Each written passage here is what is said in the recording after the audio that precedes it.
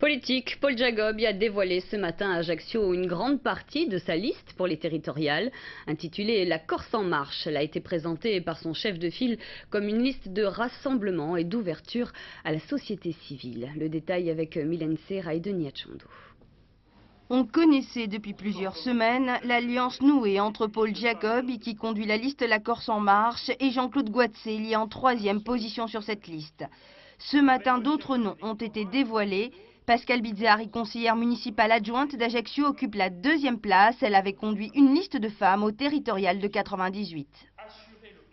Il y a une vraie sensibilité commune pour œuvrer à la Corse, pour la Corse en tant que Corse, et vraiment pour construire cette Corse moderne dont nous avons vraiment besoin.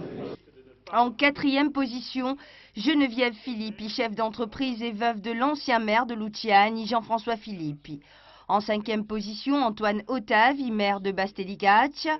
En 6e, Marielle Delhomme, universitaire et membre de l'opposition au conseil municipal de Porto Vecchio. Et en 7e position, Claude Olivesi, maire de San Nicolao et conseiller général de Campoloro Moriani. Cette liste compte environ une dizaine de conseillers généraux, mais elle est également largement ouverte à la société civile.